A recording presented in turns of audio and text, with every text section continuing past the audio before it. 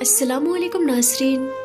پیارے ناظرین، اس واقعے کے پہلے پارٹ میں ہم نے سمجھانے کی کوشش کی تھی کہ آخر حضور صلی اللہ تعالیٰ علیہ وسلم کے خاندان میں اور یزید کے خاندان میں پہلے سے ہی متبھید کس طرح سے چلا آ رہا تھا۔ تو ناظرین، آج کی اس ویڈیو میں ہم آپ کو اس سے آگے کا واقعہ بتائیں گے، یعنی آج کی اس ویڈیو میں ہم آپ کو بتائیں گے کہ آخر حضرت امام حسین رضی اللہ تعالیٰ عنہ کربلا شہر پہنچے کیوں تھے۔ ساتھ ہی ساتھ آپ کو بتائیں گے کہ یزید کی فوج نے حضرت امام حسین کے ساتھ کیا کیا کیا اور ان کی شہادت کے بعد ان کے گھر والوں کے ساتھ کیسا سلوک کیا تھا۔ ناظرین، اس طرح کی تمام چیزیں آج کی اسی ویڈیو میں ہم جاننے والے ہیں۔ اس سے پہلے ہم آپ کو بتاتے چلیں کہ اگر آپ نے اس کا پہلا پارٹ نہیں دیکھا ہے تو آپ جا کر دیکھ سکتے ہیں۔ ناظرین، جیسا کہ میں آپ کو پہلے ویڈیو میں بتا چکی ہوں کہ حضرت امیر معاویہ رضی اللہ تعالیٰ عنہ ایک صحابی تھے اور ایک نیک انسان تھے۔ اس وجہ سے ان کی خلافت سے کسی کو کوئی اعتراض نہیں تھا، لیکن جب امیر معاویہ رضی اللہ تعالیٰ عنہ کے بعد خلافت کے تخت پر ان کا بیٹا یزید بیٹھا تو پوری مسلم قوم میں ایک طوفان آ گیا، کیونکہ یزید ایک شراب خور اور ظالم قسم کا انسان تھا۔ وہ ہر وہ کام کیا کرتا تھا جو اسلامی قانون کے خلاف ہوا کرتا تھا۔ لہٰذا اسی وجہ سے اسلام کے آخری پیغمبر یعنی حضرت محمد مصطفیٰ صلی اللہ تعالیٰ علیہ وسلم کے نواسے اور حضرت علی کے بیٹے حضرت امام حسین نے یزید کی بیعت کو کرنے سے انکار کر دیا اور آپ مکہ شہر واپس آ گئے۔ ناظرین، جب تک حضرت امام حسین رضی اللہ تعالیٰ عنہ مکہ شہر واپس آئے تب تک زیادہ تر لوگوں کو یہ معلوم چل چکا تھا کہ حضرت امام حسین یزید کی سلطنت سے سہمت نہیں ہے۔ اسی وجہ سے حضرت امام حسین کو لگاتار کوفہ شہر سے خط آنا شروع ہو گئے۔ آپ کو بتاتے چلے کہ کوفہ شہر میں حضرت علی کے چاہنے والوں کی تعداد بہت ہی زیادہ تھی۔ اس کی وجہ یہ تھی کہ حضرت علی کی خلافت کے دور میں مسلم سلطنت کی جو راجدھانی تھی وہ کوفہ تھی۔ اسی وجہ سے حضرت علی کے ماننے والے لوگ کوفہ میں کافی تعداد میں رہا کرتے تھے۔ حضرت امام حسین نے دیکھا کہ جب انہیں کوفہ سے ایسے بہت سارے خط آ رہے کہ جس میں یہ لکھا ہوا ہے کہ آپ برائے مہربانی کوفہ آ جائیے، یہاں پر ہم آپ کے ساتھ کھڑے ہونے کے لیے تیار ہیں، تو آپ نے کوفہ کے حالات کا جائزہ لینے کے لیے اپنے چچا زاد بھائی یعنی مسلم بن عقیل کو کوفہ کی طرف روانہ کیا اور ان سے کہا کہ جا کر دیکھیے کہ کوفہ میں کیا حالت ہے۔ مسلم بن عقیل جب کوفہ شہر پہنچے تو وہاں کے حالات بہت اچھے تھے۔ پہلے دن ہی حضرت مسلم بن عقیل کے ہاتھوں پر بہت سارے لوگوں نے بیعت کی اور دن بدن بیعت کرنے والوں کی تعداد بڑھتی چلی گئی۔ آپ کو بتاتے چلے یہ بیعت حضرت امام حسین کے لیے تھی، یعنی جو لوگ حضرت امام حسین کو خلیفہ بنانا چاہتے تھے۔ مسلم بن عقیل نے کوفہ شہر کے جب اتنے اچھے حالات دیکھے تو انہوں نے حضرت امام حسین کی طرف فوراً ایک خط لکھا جس میں انہوں نے لکھا کہ آپ کو بنا وقت ضائع کیے ہوئے فوراً کوفہ آ جانا چاہیے۔ یہاں پر آپ کے ساتھ وفاداری کرنے والے بہت سارے لوگ موجود ہیں۔ لیکن ناظرین، جب تک مسلم بن عقیل نے حضرت امام حسین کو یہ خط لکھا تھا تب تک یزید کو بھی کوفہ شہر کے حالات کے بارے میں خبر ہو چکی تھی اور یزید کو خطرہ ستانے لگا تھا کہ کہیں کوفہ کے لوگ میری سلطنت کا تختہ پلٹ نہ کر بیٹھے۔ یزید نے فوراً اپنا ایک قریبی انسان جو بہت ظالم قسم کا انسان تھا جس کا نام ابن زیاد تھا، اسے کوفہ کا گورنر بنا کر کوفہ شہر کی جانب روانہ کیا۔ ابن زیاد ایک بہت بڑا لشکر لے کر کوفہ کے شہر میں داخل ہوا۔ اس نے کوفہ شہر کے باہر ہی اپنی فوج کو روک دیا اور خود اپنا حلیہ بدل کر کوفہ کے اس راستے سے شہر میں داخل ہوا جس راستے سے اکثر مکہ مدینہ جیسے شہروں سے قافلے آیا کرتے تھے۔ ابن زیاد جب اس راستے سے داخل ہوا تو کوفہ کے زیادہ تر لوگوں نے یہ سمجھا کہ شاید امام حسین کوفہ میں آ چکے ہیں۔ سب لوگوں نے امام حسین سمجھ کر اس کا بڑا ہی اچھا استقبال کیا۔ سڑکوں پر جلوس نکالا گیا اور مرحبا مرحبا کے نعرے لگائے گئے۔ ابن زیاد نے جب ایسے حالات دیکھے تو وہ فوج جو باہر کھڑی کر کے آیا تھا سارے اس نے کوفہ میں بلا لیا اور اگلے ہی دن کوفہ کے لوگوں کو یزید کے ظلم و ستم سے ڈرا کر حضرت امام حسین کو سپورٹ کرنے سے منع کر دیا۔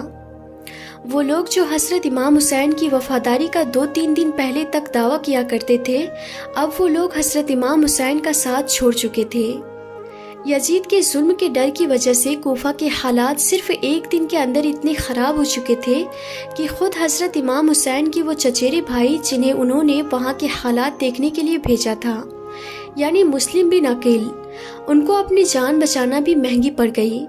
وہ اپنی جان بچانے کے لیے کوفہ کی ایک بوڑھی عورت کے گھر پر چھپ گئے تھے، لیکن اس بوڑھی عورت کے شوہر نے وہاں کے کوتوال سے مخبری کر دی تھی، جس کی وجہ سے حضرت مسلم بن عقیل اور ان کے ساتھ ان کے 2 چھوٹے چھوٹے بیٹے بھی موجود تھے۔ ان تینوں کو گرفتار کر لیا گیا اور پھر کچھ لمحے بعد حضرت مسلم بن عقیل کو ان کے 2 چھوٹے بچوں کے ساتھ شہید کر دیا گیا۔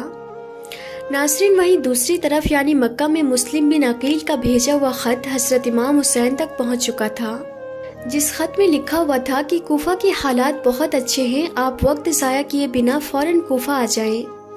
لہٰذا حضرت امام حسین نے فوراً کوفہ جانے کی تیاری شروع کر دی۔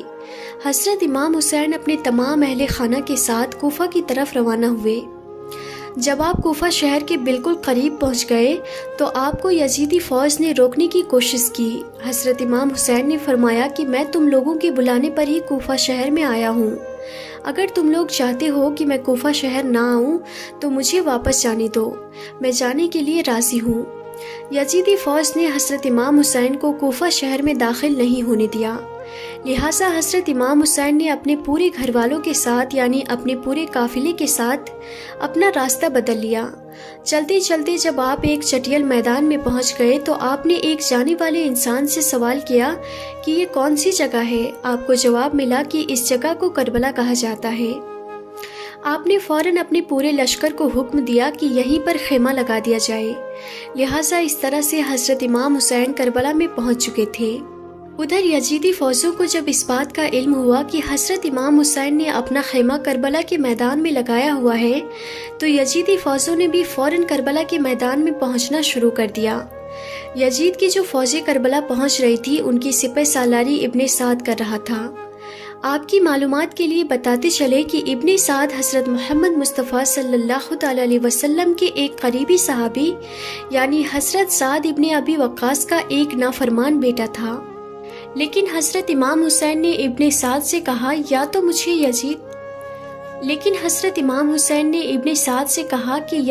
یزید کے پاس لے چلو یا پھر مجھے اپنے شہر مکہ واپس جانے دو، لیکن ابن سعد نے ان دونوں باتوں میں سے کوئی بھی بات قبول نہیں کی اور وہ آپ کو بیعت کرنے پر ہی مجبور کرتا رہا، لیکن آپ نے اس کی ایک بھی بات نہ مانی۔ ناظرین، دن گزرتے گئے اور آخرکار 7 محرم کا دن آ گیا۔ کربلا کے میدان میں پانی کا کوئی بھی انتظام نہیں تھا سوائے نہر فرات کے، لیکن 7 محرم کے دن فرات نہر کا پانی بھی حضرت امام حسین کے خیمے والے لوگوں کے لیے بند کر دیا گیا تھا۔ حضرت امام حسین اور ان کے ساتھ موجود تمام جوان وفادار تو اس پیاس کو برداشت کرتے رہے، لیکن چھوٹے چھوٹے بچے اور عورتوں کا پیاس کی وجہ سے برا حال ہو چکا تھا۔ حضرت عباس علمدار سے حضرت امام حسین کے 6 مہینے کے بیٹے یعنی ننھے اصغر کی پیاس کو نہیں دیکھا گیا۔ آپ نے ایک مشک لی اور گھوڑے پر سوار ہو کر گھوڑے کو دوڑانا شروع کر دیا۔ آپ نہر فرات پر پہنچے اور آپ نے مشک میں پانی بھی بھر لیا، لیکن جب آپ پانی لے کر واپس آنا شروع ہوئے تو یزیدی فوج کے لوگوں نے آپ کے اوپر لگاتار تیر برسانا شروع کر دیے تھے۔ حضرت عباس جب تک حضرت امام حسین کے خیمے تک پہنچ پاتے جب تک یزید فوج کے تمام سپاہیوں نے تیر چلا چلا کر حضرت عباس علمدار کے جسم کو چھلنی کر دیا تھا، اور اس طرح حضرت عباس علمدار کی بھی شہادت ہو گئی تھی۔ ناظرین، اس کے فوراً بعد ہی حضرت امام حسین کے دودھ پیتے بچے یعنی ننھے علی اصغر کو بھی شہید کر دیا گیا تھا، اور جب تک 9 محرم کی تاریخ آئی تب تک حضرت امام حسین کو یہ یقین ہو چکا تھا کہ یزید کی فوج کا مقصد صرف اور صرف مجھے شہید کرنا ہے، اس کے علاوہ وہ کچھ بھی کرنے کے لیے تیار نہیں ہے۔ اسی لیے حضرت امام حسین نے 9 محرم کی رات میں اپنے تمام خیمے والوں کو ایک جگہ پر اکٹھا کیا اور آپ نے کہا کہ یہ بات تو طے ہو چکی ہے کہ یہاں پر موجود سبھی لوگ 1-2 دن کے اندر شہید کر دیے جائیں گے، اسی لیے یہاں موجود آپ میں سے جو بھی ابھی بھی واپس لوٹنا چاہتا ہے وہ لوٹ سکتا ہے۔